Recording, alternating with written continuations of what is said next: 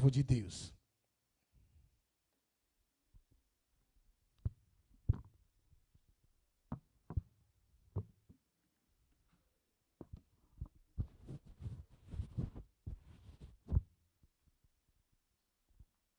Salve da igreja com a paz do Senhor.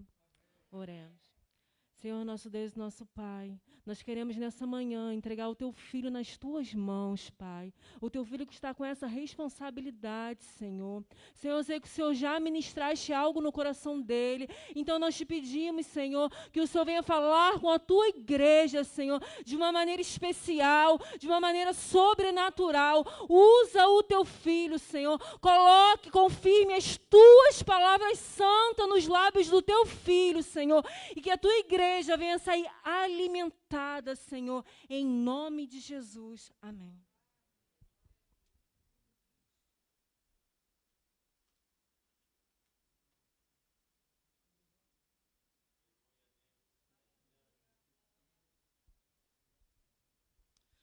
Mais uma vez, eu quero saudar a todos com a graça e a paz do Senhor Jesus, amém? Quantos estão recebendo de Deus nessa manhã? Digam glória a Deus. Aleluia. Abra sua Bíblia em Mateus, capítulo 5. Depois desses homens de Deus aqui, esses louvores maravilhosos, né? Não precisaria dizer muita coisa, porque Deus já tem falado aqui. Você tem ouvido a voz de Deus nesse lugar? Deus já tem falado aqui de maneira poderosa e tremenda. Enquanto você está abrindo aí Mateus capítulo 5, eu quero agradecer a Deus pela responsabilidade, pela oportunidade, privilégio de estar aqui nessa manhã. E eu fiquei me perguntando, me indagando, qual é o pastor que abre mão do seu púlpito num dia de Santa Ceia com todas as congregações para um menino? Mas eu conheço o pastor Alexandre já há alguns anos, e ele sempre foi uma pessoa, um homem que sempre me surpreendeu. E uma vez mais ele prova isso, que ele pode ter ganhado alguns quilos da época que eu conheci, e mais alguns mililitros de unção sobre a vida dele. Mas a essência e o caráter continua sendo o mesmo. Ele continua me surpreendendo. De abrir, eu falei assim, mas eu, na Santa Ceia, um menino, depois de tantas palavras, eu me sinto constrangido, mas é um homem que eu falo com todas as palavras, sem medo de errar, que sempre acreditou no meu chamado e no meu ministério. Eu era um menino de 21 anos, desempregado há 2 anos, permanece de pé aí, eu sei que você está forte, porque o óleo está descendo aqui, está te fortalecendo. E eu era um jovem de 21 anos, desempregado, trabalhei até os 18, fui me alistar, sobrei, e fiquei 2 anos procurando emprego e não conseguia, não achava. E depois de muitos currículos entregues, uma empresa me chama para fazer uma entrevista ali em Irajá, uma empresa simples, pequena, aparentemente não mostrava o seu conteúdo de excelência, mas Deus usa os ambientes improváveis para fazer coisas extraordinárias. E aí, chegando lá, algumas pessoas já tinham passado, já tinha sido entrevistada, e ele me entrevista, a empresa é isso aqui, ó, que tu tá vendo aí, tem que lavar banheiro, tem que carregar compressor, carregar cilindro, pegar peso, ir no banco, é isso aqui, tu quer? Falei, eu não apenas quero, mas eu preciso. Falou, tá bom então espera a sua ligação chegar. A minha situação era tão difícil, eu morava na comunidade do Acari, num beco, não existia celular, quem tinha telefone fixo era aquele que tinha uma condição um pouco melhor, e aí o vizinho recebia a ligação e batia lá na porta dizendo, ó, uma empresa te ligou aí, pedi para ligar daqui a pouco, porque eu não tinha telefone, nos currículos eu botava telefone para recado. E aí eu tinha participado de um evento voluntário no Maracanãzinho, que era um evento gospel que teve, não ia ganhar nada. E a gente trabalhou ali, só ganhava o almoço, nem passagem ganhava, era uma prova terrível. Lá no Maracanãzinho, um evento muito abençoado. E no último dia, o rapaz que coordenava, a gente ficou cuidando da segurança. E aí eu fiquei os 3 dias de evento do lado de fora, organizando o carro, a entrada do carro. No quarto dia, o líder da segurança diz assim: olha, consegui algumas vagas para trabalhar lá do lado do altar. Aí fiquei 3 dias. Alguns amigos desistiram porque não ganharam nada, mas quem ficou até no final, no último dia do evento, não ficou só do lado de fora, ficou na ponta do altar, porque é do altar que sai o milagre e a bênção. Aí eu já tinha aquele sonho de louvar, de adorar. Cassiane passando, Aline Barros passando, e eu, um menino. E aí, no final do culto, ele reuniu os voluntários e disse assim: ó, eu fui procurar um livro, fui pedir um DVD para vocês, fui pedir um CD, ninguém deu nada, eu quero pedir perdão. Ele falou uma frase que eu guardo comigo até hoje, eu nunca me esqueço. Ele diz assim: eu pedi tudo, mas não me deram nada. Ele pegou na carteira R$10, deu para cada um. A passagem naquela época era vale transporte, 80 centavos a passagem. E ele pegou R$10, deu para cada um. Mas maior o valor dos R$10 foi a palavra que ele liberou para a nossa vida. Ele diz assim: o homem pode não reconhecer, mas Deus, ele recompensa. Você toma posse dessa palavra? O homem não pode reconhecer o teu esforço e a tua entrega, mas aquele que tem olho como de fogo está vendo tudo, e é ele que vai recompensar. A tua recompensa vem do céu. Viemos embora com os R$10 naquela noite. Era um domingo. Na segunda-feira eu disse: amanhã eu não vou procurar emprego, não vou botar currículo, porque a gente trabalhou de graça 4 dias direto, cansado, de 9 da manhã a 11 da noite trabalhando, não ganhamos nada. E eu pensando que eu ia deitar e dormir. Mas a palavra do Senhor diz em Isaías 55, de 8 às 11, que os meus pensamentos são maiores do que os vossos pensamentos, porque os meus caminhos são maiores do que os vossos caminhos, diz o Senhor. Porque assim como o céu é mais alto do que a terra, assim são os meus caminhos mais altos do que os vossos caminhos, e os meus pensamentos, já tem alguém lá atrás recebendo, maior do que os vossos pensamentos. Assim como a chuva e a neve descem do céu e para lá não tornam, mas regam a terra para produzir e brotar, para que dê semente a semeador e pão ao que come. Aí ele termina dizendo: assim será toda a palavra que sair da minha boca, ela não voltará para mim vazia. Levanta a tua mão. Assim será toda a palavra que sair da minha boca, ela não voltará para mim vazia. Antes disso, ela fará o que me apraz e prosperará naquilo para que a enviei. E eu guardei que o homem não reconhece, mas Deus recompensa. Maior do que o valor monetário foi essa palavra que não volta vazia.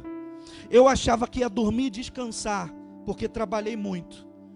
O vizinho, 8 horas da manhã, bate lá na porta, dizendo: olha, uma empresa acabou de ligar para você. Eu disse que você não mora aqui, que você é um vizinho do lado e não podia atender, mas que eu ia te chamar e pedir. Eles disseram que vão retornar em 10 minutos. Eu nem tomei café, nem escovei o dente. Eu falei: quem será? Não recebo ligação, ainda mais segunda-feira de manhã. Meu desejo era ficar dormindo, mas o pai já tinha gritado meu nome: levanta, porque eu estou te chamando para algo maior. Aí eu fui lá, levantei. Aqui é da CrioEng. Você fez uma entrevista, mas antes dessa entrevista acontecer, eu tinha pegado o telefone e ficava: e a vaga já foi preenchida? Falei: pô, menino chato, cara. Quem decide isso é o RH, ele fica me ligando. Falou assim: entre 10 você foi escolhido. Você pode vir aqui ainda hoje trazer a sua carteira, seus documentos, para você fazer o exame médico, porque a partir de hoje você vai estar contratado. Deus não precisa do ambiente favorável para poder realizar algo na tua vida. Ele faz. A partir dali, eu conheci o pastor Alex, na época diácono, e ele sempre acreditou no meu ministério. Foi meu padrinho de casamento, me ensinou muitas coisas.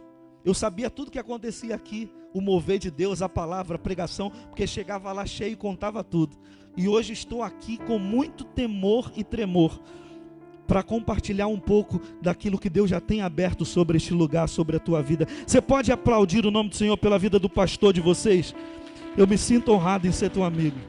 Que Deus abençoe a sua vida, a sua casa e o seu ministério. Obrigado por acreditar em mim. Aleluia. Viu Gabriel chutando caixa na de Santini, pequenininho. Meu Deus do céu. Aí tá aí, maior do que a gente. Você achou aí Mateus capítulo 5? Diga glória a Deus. Prometo não me demorar. Verso 14, 15, 16. Depois a gente vai para Mateus capítulo 6. Você vira a página aí. 22 e 23. Mateus capítulo 5. Verso 14 diz assim: Vós sois a luz do mundo. Não se pode esconder uma cidade edificada sobre um monte. Nem se acende uma candeia e a coloca debaixo do alqueire, mas sobre o velador, e dá a luz a todos que está na casa. Assim resplandeça a vossa luz diante dos homens, para que vejam as vossas boas obras e glorifiquem ao vosso Pai que está no céu. Mateus capítulo 6, verso 22. Os olhos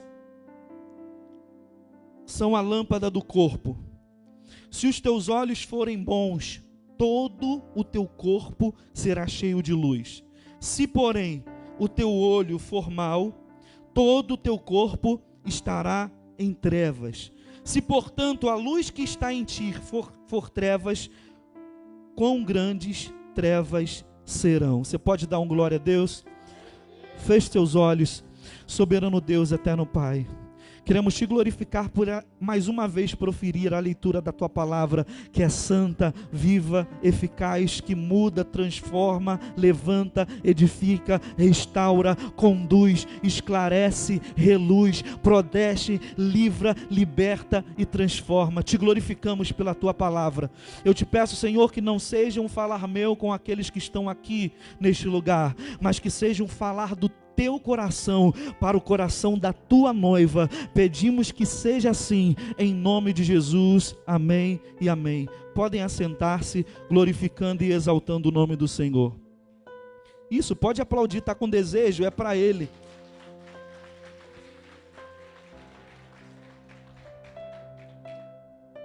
E só para completar rapidamente, ali eu entrei sem saber nada naquela empresa, lavando banheiro, indo no banco, indo comprar pão. Mas só que Deus vai te conduzir a lugares que Ele te levar, vai ter sempre alguém já te esperando melhor do que você para poder te ensinar. Você recebeu isso? Tem lugares que você vai chegar que você não sabe como é, mas Deus já preparou alguém lá para te receber e falar assim: daqui para frente você não é o mesmo, tu vai crescer para a glória e honra do nome do Senhor. E eu cheguei lá sem saber nada. E aí fui aprendendo as peças, aprendendo o versículo bíblico, aprendendo como que conduz um louvor. Eu aprendi com ele como é que prepara um evento de carnaval, um retiro de carnaval em Papucaia. Eu lembro de tudo isso. Uma correria, preparando tudo, mas fazendo tudo com excelência para a glória e honra do nome do Senhor. E ali eu fui aprendendo.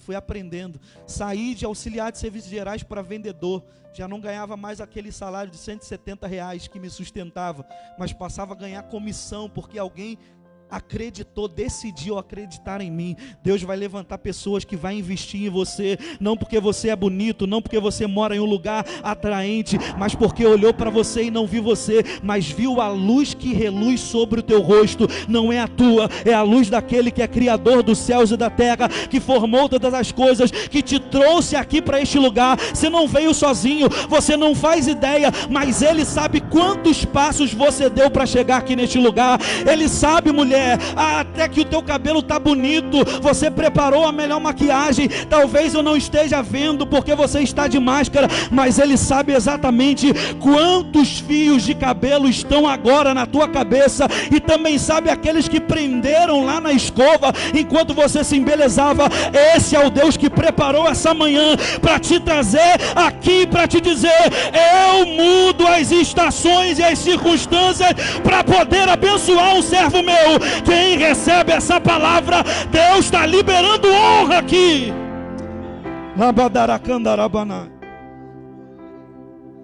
E ali nós fomos a vendedor. Daqui a pouco veio a oportunidade de ir para uma outra loja e eu botar em prática aquilo que eu aprendi com ele, e ele sempre me auxiliando.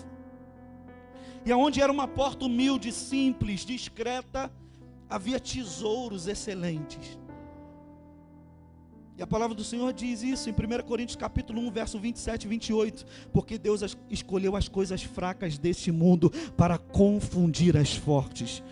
Deus escolheu as coisas loucas deste mundo para confundir as sábias.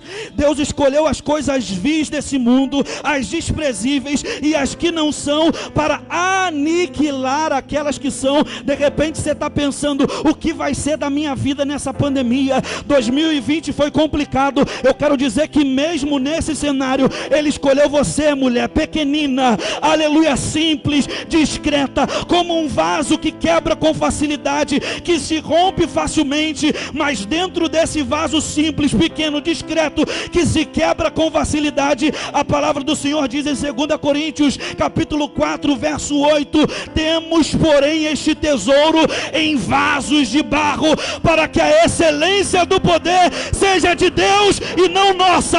O vaso é pequeno, mas tem poder excelente aí. O vaso é pequeno, mas está cheio de autoridade de Deus, e a glória não é tua, a glória é dele. Quem pode glorificar aquele que fez os céus e a terra? Você, vaso, abre a tua boca aí e libera o que está dentro para fora. Ele escolheu coisas simples. É por isso que eu estou aqui, porque Ele achou graça em você, é por isso que você está aí. Enquanto eu li esse texto, vamos entrar aqui porque meu tempo já está acabando. É porque quando eu recebi o convite, veio um constrangimento por ser Santa Ceia. E eu fui buscar muitas coisas e não conseguia. E eu tentava, falei, meu Deus, depois da saudação, então, se eu tivesse vindo aqui antes, eu falando, troca o dia, porque não dá não. Cheio de homem de Deus aí, sábio, vou falar o quê? E aí, Deus começou a me direcionar isso. Vai na simplicidade. Deus começou a trazer lembranças de coisas simples, que de repente com o tempo a nossa vida ativa, nosso ativismo, acaba deixando a gente parar de perceber as coisas pequenas, as coisas simples. E aí eu começo a lembrar da minha infância. Eu li esse texto aqui que li com você: vós sois a luz do mundo. Não se pode esconder uma cidade edificada sobre o monte. E nem se acende uma candeia e coloca debaixo do alqueire, mas sobre o velador, e dá a luz a todos que estão na casa. Assim resplandeça a vossa luz diante dos homens, para que eles vejam as vossas boas obras e glorifiquem a vosso Pai que está no céu. Porque a lâmpada dos olhos, porque os olhos são a lâmpada do corpo. Se os teus olhos forem bons, como é que você vai perceber as coisas pequenas? Com os teus olhos. Mas se a gente está na atividade, a gente acaba vendo o macro, esquece do micro. Mas Deus fala que se a gente for fiel no micro, Ele já tem preparado o macro para nos colocar. Tem coisas não pequenas, mas grandes para estabelecer na tua vida. Mas o teu papel é fazer como o pastor André já disse aqui: faz a tua parte, a dele já está pronta. Sabe o que a palavra do Senhor diz lá em Coríntios? Porque as promessas de Deus são sim, e por Ele o amém, para a glória de Deus por nós. Se foi Ele que falou, aleluia, fica tranquilo, porque o homem promete e esquece, o homem promete e não cumpre, o homem fala que vai fazer, mas fala. Mas se Ele falou, nenhuma boa palavra que saiu da boca dele caiu por terra, todas elas se cumpriram. E eu digo mais: o que o olho não viu, o ouvido não ouviu e nem subiu no coração do homem, são essas que Ele preparou para aquele que o ama. Quem ama o Senhor, levanta a mão e glorifica. Ele tem preparado algo inédito para você. Recebe aí. A gente acaba com nossos olhos perdendo as coisas simples da vida. E a lembrança começou a vir: eu vou pregar o que, Senhor? Seminário lá. Aí eu lendo esse texto, luz, lâmpada, luminosidade, cheio de luz, começou a vir memórias da minha infância. Quando eu morava na comunidade do Acari, a última casa era minha. Era um beco sem saída, a última era minha. Atrás tinha o cruzeiro, não sei se alguém conhece lá, tinha uma barreira. numa chuva, a barreira caiu, entrou na minha casa. A gente, pela misericórdia de Deus, 2 casas depois, no mesmo beco, estava vazia, alugando. Só deu tempo de tirar as coisas e ir para lá. E aí eu lembrei que nessa época, quando eu morava lá, volta e meia tinha uns apagões, assim, faltava luz. E quando faltava luz, era aquele desespero. Quando era noite, então, era mais terrível ainda. Faltava luz. E aí, quando faltava luz durante a noite, aquele breu, as pessoas iam para o beco, assim para a rua, aquela murmuração toda, e tinham 2 frases que eram ditas, que essas frases, elas tinham um poder. Uma tinha o poder de aliviar o povo. A outra frase tinha o poder de deixar o povo mais com raiva, mais chateado. E que frases eram essas? A primeira era alguém que chegava assim, né? Sempre tem alguém no nosso meio que acha que sabe tudo. Não sei se você conhece alguém assim, no trabalho, na tua vizinhança. Aí chega aquele mais popular e fala assim: olha, eu dei uma volta por aí, a primeira frase, eu dei uma volta por aí, e pelo que eu notei, foi só uma queda de luz, já vai voltar. Essa frase tinha o poder de aliviar o povo. Poxa, uma queda de luz, aquilo trazia esperança. Porque a palavra tem esse poder. Você com a tua boca, você mata ou você edifica. Edificar é construir, levantar, erguer. Para que você tem usado a tua boca? Para desanimar, para afligir, para estressar, ou para dizer, fica calma, Deus não dorme, essa noite vai passar. Assim como a primavera vem depois do inverno, tão certo como o sol que surge após da tormenta, Deus pode fazer algo novo. Segura as pontas, aguenta. Aí alguém dizia a primeira frase: olha, foi só uma queda de luz, já vai voltar. O povo, meu Deus. Talvez o cara nem era eletricista, mas uma palavra que ele liberou aliviou o coração. De repente você não sabe teologia, você não conhece hermenêutica, exegese, mas você falar, Jesus cura, salva e liberta, ainda faz efeito, não pela tua fala, mas por aquele que tem todo o poder. E aí alguém vinha e dizia, ó, foi só uma queda de luz. Meu Deus, já mudava o estado. Quem estava nervoso ficava mais calmo, preocupado ainda, mas ficava mais tranquilo. Mas tinha uma segunda frase, essa segunda frase era terrível. Enquanto a primeira frase era, foi só uma queda de luz, já vai voltar, tinha outra frase que quando era dita, desesperava o povo. Essa segunda frase era alguém dizia assim, dei uma volta por aí, foi geral. Pastor Charlie entendeu aqui, lembrou. Alguém chegava e dizia assim, eu dei uma volta pelas ruas, aí foi geral. Misericórdia. Foi geral significava que só Deus sabia quando essa luz ia voltar, porque faltou luz no bairro todo. Dormia com mosquito, janela aberta, ou você fechava a porta e ficava com medo de alguém entrar, ou você abria para poder tentar conseguir dormir. E aí era aquele desespero, os adultos começavam a murmurar, reclamar. E aí, já não bastasse o apagão durante a noite, aquele breu, a murmuração dos adultos, a gente criança ficava olhando, na casa do vizinho tinha uma amendoeira alta, e os morcegos ficavam sobrevoando aquela amendoeira. E nessas noites de apagão, eles decidiam apavorar o povo, dava rasante assim no beco, ó. Alguém já passou por essa experiência aí, dava rasante as garotas, as meninas, as mulheres, meu Deus, corre, já não bastasse estar sem luz, agora o morcego está querendo entrar na nossa casa, e aquele desespero, mas os adultos puxando a tomada da geladeira da parede, aqueles que tinham uma condição melhor, ar-condicionado, desliga, e aí, algo interessante acontecia. Enquanto os adultos estavam desesperados com o apagão, murmurando, as crianças, sem falar com ninguém, iam buscar coisas desprezíveis. As crianças e os adolescentes iam buscar itens considerados inúteis, jogados no lixo. Sabe qual eram esses itens? Se eu ver risada é porque você não é tão novo assim também. As crianças saíam e iam pegar uma lata de leite ninho vazia, pegava um pedaço de arame velho, enferrujado, pegava um prego, pegava uma vela, um fósforo, e alguma coisa para bater no prego. Lembrou, né?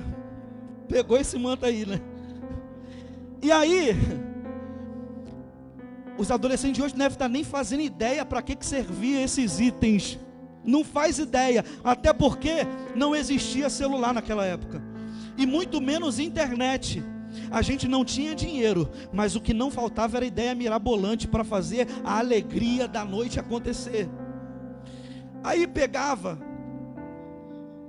a lata de leite ninho velha, furava, fazia um furo em cima, deitava ela, um furo na frente e atrás, pegava o arame velho, prendia na frente, prendia atrás, fazia uma alça. Com prego, o pastor Charles lembrou aqui um detalhe, fazia um monte de furo no fundo. Aqueles que tinham uma veia mais artística, criativa, não fazia furos aleatórios, fazia os furos em formato da inicial do nome. Eu fazia um D assim, outros faziam umas estrelas, lua, e aí pegava a vela, cortava a vela que coubesse ali no meio, acendia, e aquilo que era considerado para muitos inútil, lembra lá de Filemão? Quando Onésimo, isso aqui desceu agora, quando Onésimo está na prisão, mas ele já não é mais aquele que pegou algo do seu patrão e foi preso por causa disso, mas já era o melhor obreiro de Paulo dentro da cela. Ele diz assim: Filemão, amigo meu, há uma alegria nas minhas entranhas por saber que vocês estão orando por mim. Eu estou preso aqui, mas sei que tem alguém orando por mim. A notícia de saber que tem alguém fazendo alguma coisa em seu favor, de repente está longe, mas a palavra te anima, te alegra. Paulo disse: é uma alegria nas minhas entranhas saber que vocês estão orando por mim. Agora eu vou te fazer um pedido. Eu sou o apóstolo, estou aqui em cima. Você é Filemão, é um homem que tem riquezas, é um senhor. Eu estou aqui com Onésimo, que é escravo, mas agora é o meu melhor obreiro. Ele diz o detalhe: eu poderia ficar com ele aqui, porque ele tem me ajudado muito, mas olha só, estou enviando ele aí para a tua casa. Recebe ele, não agora como escravo, recebe ele como se estivesse me recebendo. Olha o que Paulo está fazendo. Ele é apóstolo, ele tem um amigo que é senhor, Filemão. Onésimo é escravo. Onésimo encontra com Paulo, se converte, vira o melhor obreiro. Ele não segura o obreiro, porque quem sabe, quem tem chamada, não fica assim: não vou dar oportunidade porque está pregando melhor do que eu, não vou dar chance porque ele está crescendo mais do que eu queria ficar com ele aqui, mas ele vai ser útil aí. Porque o líder apenas não olha, ele tem visão. Visão é você não estar enxergando, palpando, tangindo, mas está dizendo: vai além, vai mais longe. Aonde eu não cheguei, ele vai chegar. Aí Paulo diz assim: ó, eu sou apóstolo, tu és senhor, Onésimo é escravo. Agora recebe Onésimo, que era escravo, como se fosse eu. Ele diz assim, ó: no reino de Deus não tem grande nem pequeno. Aquele que era apóstolo se faz como servo e como irmão. Aquele que é escravo não é mais escravo, ele é recebido como apóstolo, como amigo. Porque no reino de Deus não tem título, não tem nome. No reino de Deus ele diz assim: vós sois os meus filhos. Tem pra gente aqui para ter uma ordem eclesiástica, uma organização, e tá certo. Mas no reino dos céus, quem se considerar grande nem entra. Paulo ele diz: considere o outro melhor do que a ti mesmo. Na hora de fazer elogios, Provérbios diz: que te louve o outro e não a tua boca, o estranho e não a ti mesmo. Se eu tiver que me gloriar em alguma coisa, eu me gloriarei nele. A glória é dele, o poder é dele, a exaltação é dele. Você pode aplaudir aquele que é digno. Aí uma palavra que Paulo diz no verso 11, dependendo da tradução, dependendo do versículo de Filemão, que uma vez eu peguei Filemão e falei: pô, essa carta aqui, eu nunca ouvi uma pregação dessa. Até porque eu sou de outro ministério. Se fosse na Denvip eu já tinha escutado Filemão. Com certeza alguém já pregou Filemão aqui. E eu fui ver que não tinha capítulo. Já tive uma descoberta, folheando a Bíblia. Tem gente que fala assim: eu não entendo a palavra de Deus. Eu leio, não entende. Eu fui folhear, Deus falou comigo, eu descobri que Filemão não tem capítulo. São 26 versículos, dependendo da tradução 28. Mas numa delas, no versículo 11, diz assim, ó, quando Paulo está pedindo para Filemão receber Onésimo, ele diz assim: recebe ele como se estivesse me recebendo, porque aquele que era inútil, agora é muito útil. Aquele que não é nada, ele não passa a ser alguma coisa, ele é muito útil, ele não passa a ser apenas útil. De repente alguém não te deu nada lá fora, ninguém olhou para o teu conhecimento, se interessou para saber de onde tu vinha, qual era a tua história, mas ele está dizendo: eu estou vendo além das máscaras, eu estou vendo além da estrutura óssea, eu estou lendo vem da pele, eu estou olhando o coração e a essência. Por isso que Deus não troca essência por aparência. Ele não troca essência por aparência. E eu convido você a seguir esse conselho. Não troque essência por aparência. Aparência é terrena, é perene, ela fica, ela passa, ela se esvai, ela esmorece. Agora a essência não. O tempo pode mudar, o ano pode mudar, as coisas podem fechar, mas a essência é de Cristo, e com Ele ninguém briga. Com Ele ninguém vence, nem empata. Ele é Senhor dos senhores. Aquele que era inútil, agora é muito útil. Não é apenas útil. Ele pega aqui, ó, não é aquele que era inútil, não é apenas útil, agora é muito útil. Só Deus para pegar aquele do monturo e fazer sentar em lugares de príncipes. Talvez alguém está do teu lado aí, a condição dele é precária, a condição dela é lamentável, mas espera daqui uns dias, permanece firme, lembra do teu Criador nos dias da mocidade, lembra do presente, antes que venham dias maus e cheguem anos e diga: nele não tenho contentamento. Aproveita agora, porque o presente está construindo o teu futuro, e no Senhor o futuro é de garantia e de excelência. Você recebe essa palavra? Isso não tinha nada a ver. Mas agora, voltando lá, as crianças iam correr e pegar essas latas, e esses utensílios considerados inúteis, descartáveis, no meio da escuridão viravam luz. Acendia-se a vela. Enquanto os adultos estavam reclamando, as crianças estavam sorrindo, iluminando aquilo que estava um breu escuro. Alguém já entendeu aí? Alguém já pegou aí? Aí eu falei: Senhor, vou contar essa historinha da minha infância. Pô, vou chegar lá no púlpito da Adem VIP, só teólogo, pastor, pregador, chego eu, rouco pra caramba, cantando de manhã na prova, para falar de historinha da minha infância. O Espírito Santo veio e disse algo no meu coração. Os adultos estavam desesperados: vai queimar, quando vai voltar? E as crianças iluminando. Aí Deus falou comigo, sabe o que? Enquanto alguns estão murmurando e reclamando da escuridão, outros estão alegres, celebrando e projetando iluminação. Quem é você nessa história? Reclama da escuridão ou está alegre produzindo luz nas trevas? Deus te chamou para ser luz no meio das trevas. Ninguém está dizendo que vai dar certo. Jesus disse: vós sois luz, vós sois luz, vós sois luz do mundo. Enquanto alguns estão murmurando, reclamando da escuridão, outros estão alegres, celebrando e projetando iluminação. Isso é algo natural. Eu falei: Senhor, mas eu preciso de alguma coisa na palavra. Aí sabe o que o Espírito Santo falou comigo? Enquanto alguns estão nas trevas, murmurando, se queixando e reclamando dos seus próprios pecados, do que se queixa o homem?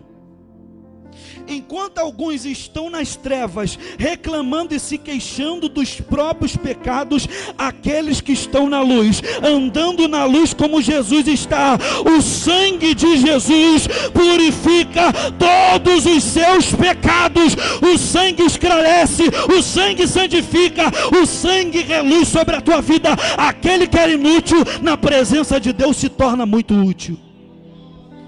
Vós sois a luz do mundo.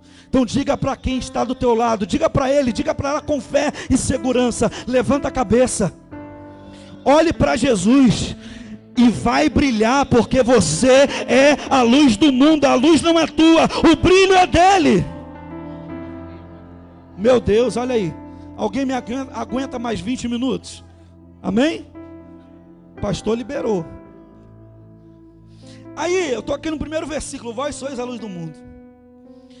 O segundo versículo diz assim, ó: Jesus é tão maravilhoso que esse texto está em Mateus 5, e a gente sabe que Mateus 5 é o sermão do monte, sermão da montanha, onde ele deixa a multidão, sobe para o monte, e aí os seus discípulos se aproximam dele, sentam para ouvir, e ele começa do capítulo 5 ao capítulo 7, dando conselhos, orientando, falando para aqueles que estavam mais perto, porque tem gente que vai ver o que Jesus está fazendo, tem gente que vai estar próximo de Jesus, ainda que ele não esteja fazendo, mas ele está ensinando, aleluia. E antes de você fazer alguma coisa, você tem que aprender. Antes de eu fazer alguma coisa, eu tenho que aprender, e não há melhor lugar para aprender do que aos pés do Salvador. É ele que nós temos que ficar e permanecer.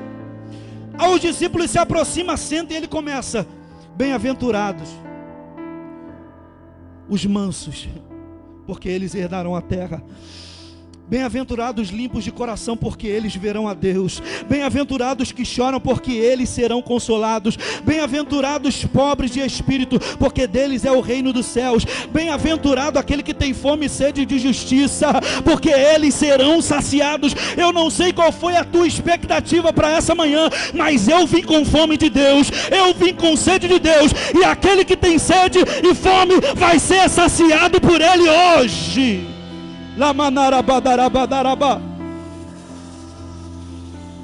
Todo mundo quer ver Deus, mas Mateus capítulo 5 verso 8 diz: bem-aventurados limpos de coração, porque eles verão a Deus.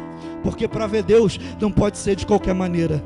Já foi dito aqui, não é por causa da tua luta que isso vai te isentar de servir ao Senhor com excelência. Continue servindo a Ele, porque no momento certo a gente passa dessa para uma vida eterna e está próximo. E aqueles que permanecerem com as suas vestes santificadas, como já foi dito aqui, lavada e remida pelo sangue do Cordeiro, verão Ele não como imagina, não como aprendeu, não como achou que era, mas veremos verdadeiramente como Ele é. Está chegando essa hora, Ele virá e não tardará.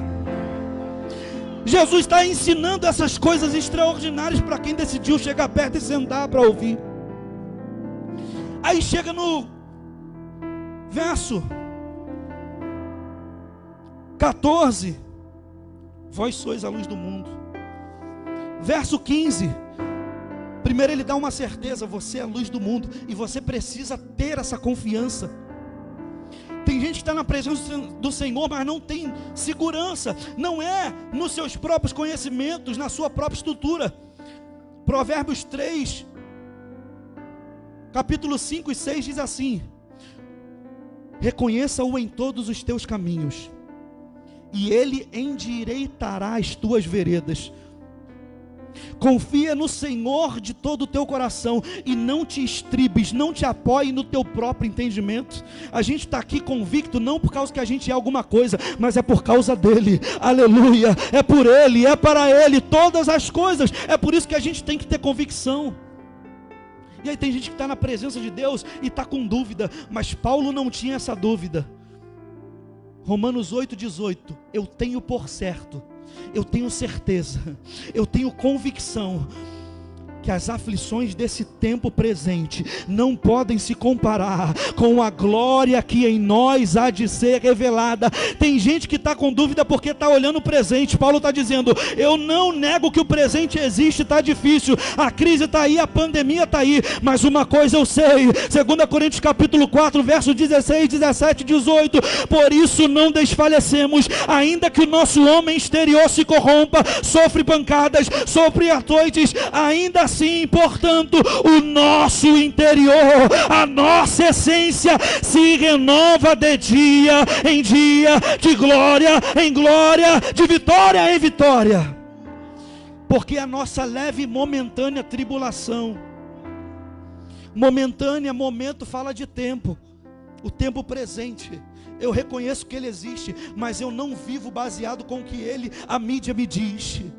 Ele está dizendo, essa tribulação para muitos é desespero, o medo da morte. Mas Paulo está dizendo, ainda que eu sofra com meu corpo externo, no meu interior tem um tesouro excelente que renova de dia em dia. Porque essa leve e momentânea tribulação, como é que a tribulação é leve? Alguém passa por tribulação leve?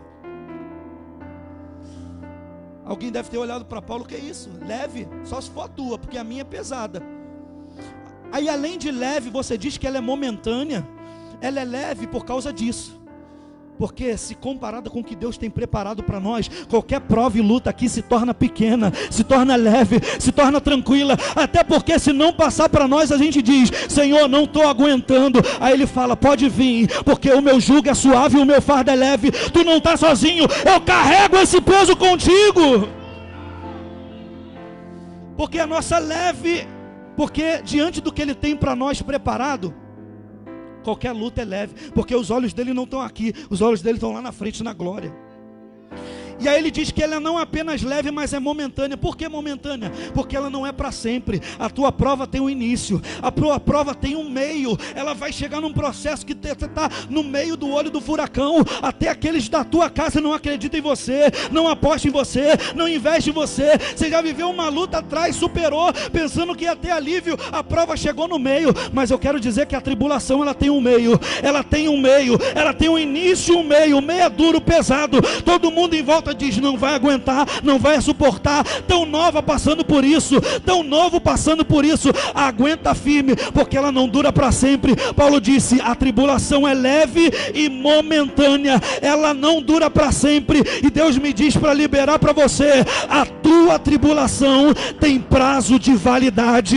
Ela começou, ela está no meio, mas ela vai acabar. Quem recebe essa palavra está chegando a celebração do milagre da vitória. Ela é leve e é momentânea, ela não é para sempre, ela dura um momento.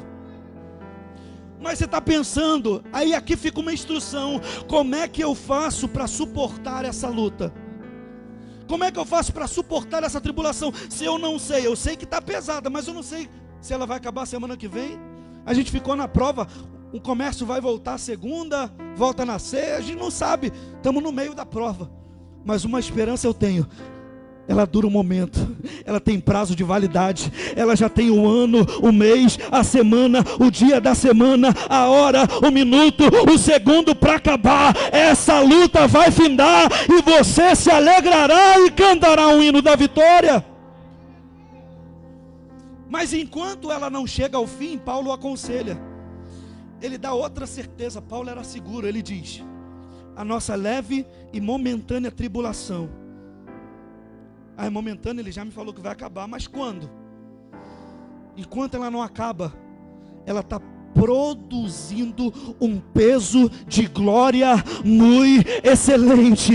Essa tribulação que está passando não é para te humilhar, não é para te ferir, não é para te envergonhar, não é para te paralisar, não é para te esmorecer. Olhe para a tribulação não como um problema, mas como oportunidade de crescer espiritualmente, porque a adversidade é um método que Deus usa para nos ensinar alguma coisa. Está na luta, glorifica, está na prova, exalta, está no vale, adora, está no deserto, resplandece o nome dele, porque ela está produzindo um peso de glória. Esse mal está gerando em você revestimento, essa prova está te trazendo sustento e sustentabilidade. Versículo 18 ele diz, mas para que isso aconteça, que eu consiga não olhar para o momento presente, mas saber que tem algo vindouro, o verso 18, 2 Coríntios capítulo 4 diz assim, não atentando nós nas coisas que se veem, no momento presente, porque as que se veem são temporais. Aquilo que você está vendo, esse gigante, logo logo ele vai cair por terra, não com a pedrada de Davi. O Davi lança a pedra, mas a mão que joga o gigante no chão, do rosto em terra, é daquele que é maior do que todas as coisas. É ele que está dizendo, não olha para o momento, anda por ver, porque aquela que se vê é temporal, mas as coisas que se não veem, essas não tem tempo, não tem limite, não tem prazo de validade. A tua prova tem prazo de validade, aquilo que ele preparou não tem começo começo e nem fim, é eterno. Ele já tem reservado para aquele que o ama. Quem ama o Senhor, exalta Ele, glorifica.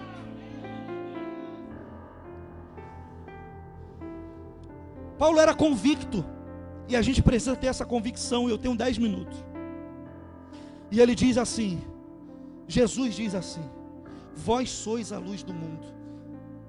Eu tenho que acreditar, porque não foi qualquer um que falou, foi o Messias, aleluia, Yahushua Hamashia, que liberou, abriu a boca e disse: vós sois a luz do mundo. O mundo quer dizer que você é falho, que você é errado, que você não tem chance, que você não vai chegar a lugar algum. Mas ele está dizendo, mesmo nas trevas você vai brilhar. Você é a luz do mundo. Sabe por quê? No verso seguinte ele diz: não se pode esconder uma cidade edificada sobre o monte. Aí Deus me deu uma visão simples disso aqui, nada de extraordinário, de brincadeira. Brincadeira não, porque a palavra de Deus não se brinca. O modo de falar: não se pode esconder uma cidade edificada sobre o monte. Monte, ele é o quê? Alto. O monte é alto. Quem vê uma cidade edificada no monte é alguém que está embaixo. Ele está dizendo, ainda que o dia amanheça, a tarde chegue, o sol se põe, a noite se escureça, fique tudo escuro, ainda assim, aquele que está firmado no monte, monte é rocha, rocha é inabalável, inabalável é o Senhor Criador do céu e da terra. Ainda que a noite chegue, as trevas cheguem, aquele que está edificado sobre o monte, não tem como esconder, a luz de Jesus vai brilhar nele. Alguém diz, acabou para ele, acabou para ela, mas esqueceu que você está no monte, está no alto, está estabelecido, edificado e firmado. É um olhar de alguém que está embaixo olhando para algo que está em cima de longe. Está dizendo, ó, nem de noite a luz dele apagou. Tentaram boicotar ele, mas ainda assim ele continua brilhando. Mas por causa de quê? Ele fez curso, ele se preparou, ele conhece alguém que é grande, ele é peixe. Não, o simples fato é, ele está edificado sobre a rocha inabalável. Ainda que chegue a noite, ele continua reluzindo a glória do Criador e do Mestre. Jesus dá um exemplo, vou correr aqui, de alguém que está de baixo, de longe, olhando para cima e vendo a cidade edificada brilhando. Isso tem que acontecer na minha vida. Mesmo de longe, alguém tem que olhar para você e dizer, eu não conheço ela de perto, mas eu sei que ela tem um brilho diferente. Chega no trabalho, ninguém entende porque o pastor André vive fechando contrato, vive ganhando cliente, vive assumindo prêmio. O que é que ele tem? Ah, não sei, ele malha, ele é todo moderno. Ué, mas assim, se esqueceram, estão olhando fora, externamente, mas esquece que debaixo dos seus pés tem algo aí firmado. Você não está aí porque você quer, porque você deseja, porque você precisava. E ele disse, é na minha rocha que você vai ficar. Aí quem olha de longe, de fora, fala, meu Deus, ele é de Deus. Meu Deus, como é que pôde ele chegar lá? É alguém olhando de fora, isso é o bom testemunho. E alguém da tua vizinhança tem que olhar para você e dizer assim, ela não é só crente na igreja, porque é muito fácil adorar aqui um ambiente desse. Mesmo o rock eu celebro, dou glória aqui. É fácil. Ser crente é onde a gente não conhece, mas é preciso alguém de fora, de baixo, de longe, fala assim, está de noite, mas está brilhando. Está na crise, mas está crescendo.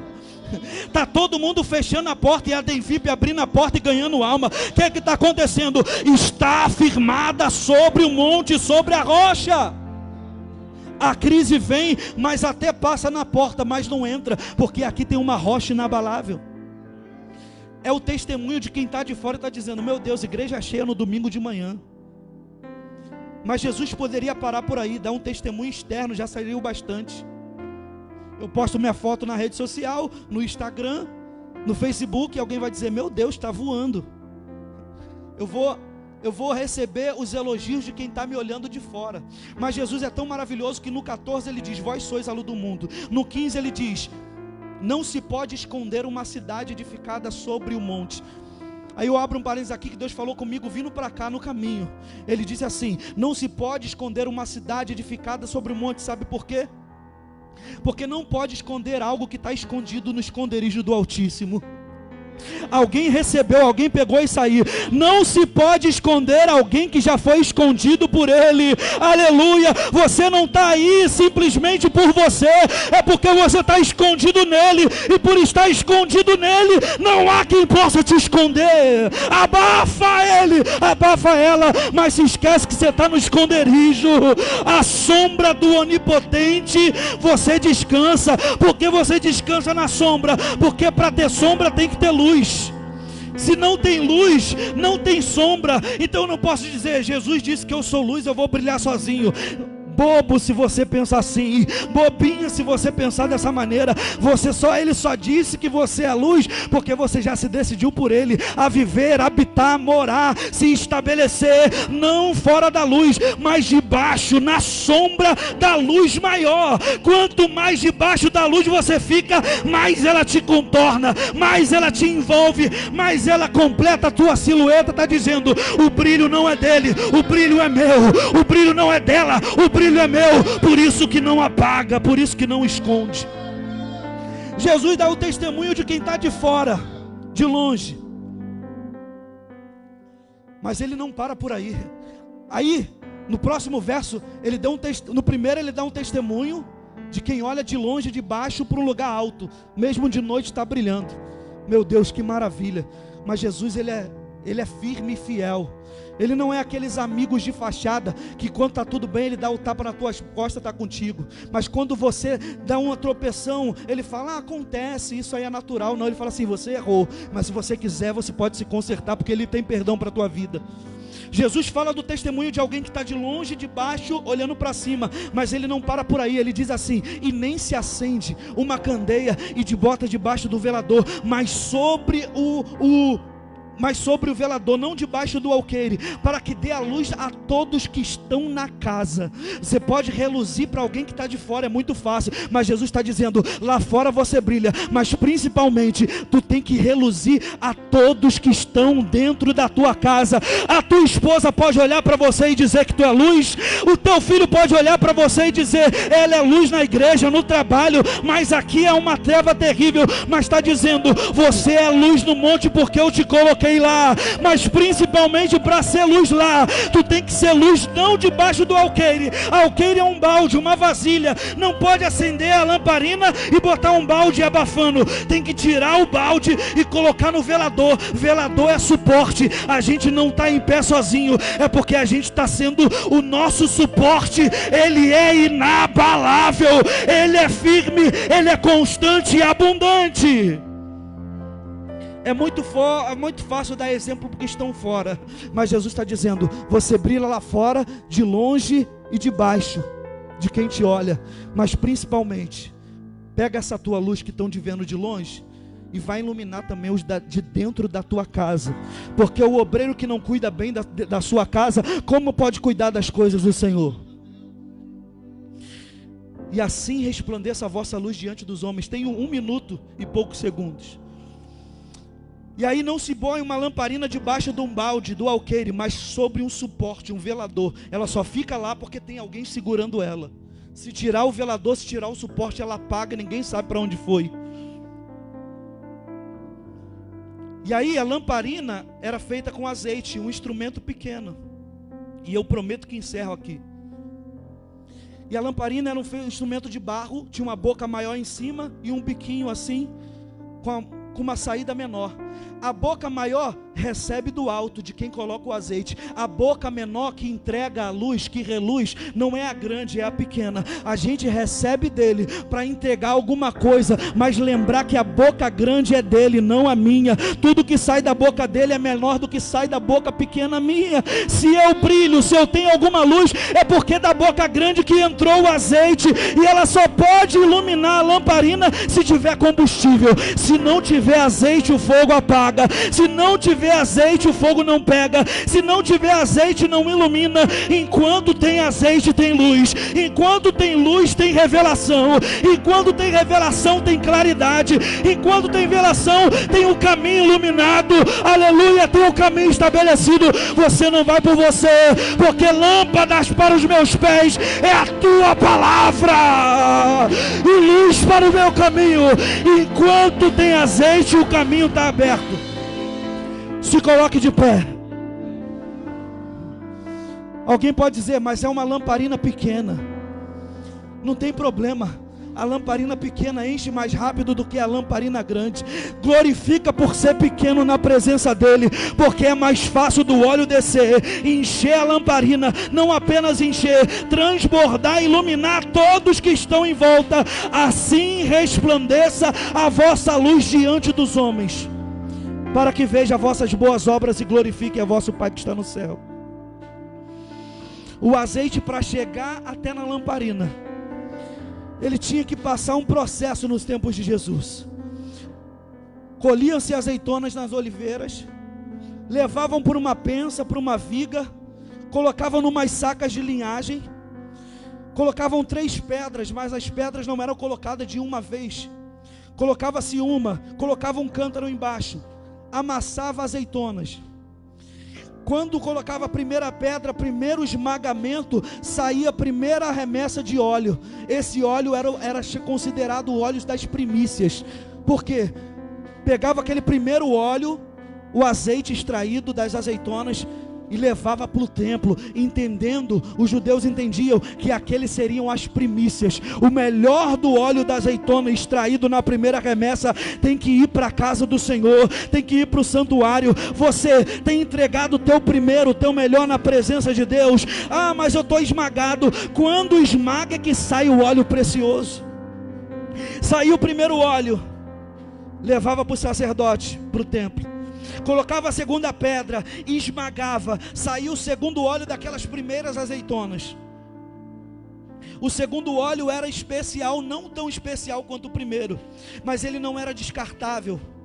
Ele era usado para poder levar para a mercearia, vender e produzir os alimentos. Lembra da viúva? O que você tem na tua casa? Só tenho um pouco de farinha na panela e um pouco de azeite na botija. A maioria dos alimentos eram feitos com azeite extraído das olivas. Jesus comeu muitos alimentos com azeite, mas não parava por aí. Vinha uma terceira pedra para esmagar a última vez. Esse óleo era inferior, esse azeite era inferior à primeira e à segunda vez que ele tinha sido esmagado na prensa. O primeiro era para o sacerdote, para o santuário, para a casa do Senhor, as primícias de Deus. O melhor é para Deus. Ainda que eu esteja sendo esmagado, eu tenho que dar o melhor para Ele, porque Ele merece. O segundo era para servir de alimento, não apenas para vender para comida, mas para poder abastecer as lamparinas e dar luz a todos que estão na casa. Quanto mais te esmagam, não fica triste não, está produzindo óleo para você iluminar aqueles que ainda não foram salvos na tua redondeza, no teu trabalho, na tua família. Quem tem alguém em casa que ainda não foi salvo, levanta a mão. Eu profetizo, enquanto você está sendo esmagado pela luta, pela prova, pela batalha, continua clamando, porque essa luta está produzindo um óleo precioso, que vai iluminar não aqui você, mas aqueles que estão na tua casa. E em breve eles dirão: oh, eu confesso que só o Senhor é Deus. Tu toma posse dessa palavra. Era esmagado, colocaram a terceira pedra, esmagava, eu encerro aqui. Esmagava mais uma vez a azeitona, que parecia que só tinha o caroço agora. Alguém dizia: joga fora, está desprezado. Joga fora, não tem mais jeito. Mas aquele que entendia, aquele que trabalhava com a prensa, aquele que trabalhava com a viga, está dizendo: sai mais alguma coisa dali. Ele caiu, todo mundo abriu mão, olhou para trás, mas eu estou dizendo: eu conheço não por fora, por dentro. Aperta mais um pouco que ainda tem azeite. De repente você não ora como você orava por causa do esmagamento. Continua orando que você vai voltar a ser cheio, porque quem te esmaga, é que permite o esmagamento, te conhece. Colocava a terceira pedra, só tinha o caroço e o bagaço da azeitona. Saía ainda um pouco de óleo. Nas mãos do Senhor nada é desprezado. Teu marido pode te desprezar, mas ele diz: ainda tem alguma coisa de valor ali. Alguém diz: o teu filho não tem mais jeito, não presta, acabou. Aí Jesus está dizendo: deixa apertar mais um pouquinho, que não vai morrer, vai gerar um óleo precioso ali. Colocava a terceira pedra, saía um pouco de óleo. Esse óleo podia dizer: joga fora, mas servia ainda para fazer sabão. porque as vigas ficavam próximo a uns lugares onde tinha estábulos, porque era o transporte da época, camelo, cavalo, jumento, burro. E aí colocava a terceira pedra, saiu o óleo, desprezado por muitos, mas quem conhece sabe, ainda tem valor. Leva lá para a hospedaria, leva lá para os estábulos, porque os cavalos e os jumentos estão sofrendo, porque tem muita mosca ali, tem fezes que eles fazem, e aí as moscas vêm. Coloca esse resto de azeite que ninguém dá nada, para espartir os insetos dali, para expelir os insetos. Tem óleo sobre a tua vida que diz, não tem mais jeito, cantor não sabe mais nada, mas só Deus sabe que esse óleo é que está fazendo você ficar de pé, e as palavras contrárias baterem retiradas, os dados inflamado ser apagado, porque o Senhor te chamou para ser luz. Quem é luz, levanta a mão e diga: vós sois a luz do mundo. Deus me chamou para levar a glória dele. Se você recebe essa palavra, aplauda o nome do Senhor. E aquele menino lá do Acari gravou 2 CD para a glória e honra do nome do Senhor, aonde ninguém não vai dar em nada. Pastor Alexandre ouviu muitas vezes: vai ficar com esse menino aí? Esse menino não tem habilidade nenhuma. Comigo eu já tinha mandado embora. E ele investindo. E aqui está o fruto do investimento. O menino lá da comunidade publicou o seu primeiro livro no meio da crise. E sabe qual é o nome do livro? Pequenos Traços. Coisa simples, pequena, que ninguém dá nada. Pequenos traços, grandes sonhos.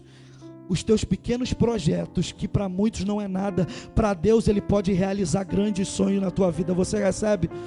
Então está aqui, e eu quero presentear ao meu amigo Pastor Alexandre.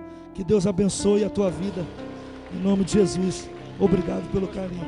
Trouxe, está ali, R$20. R$20.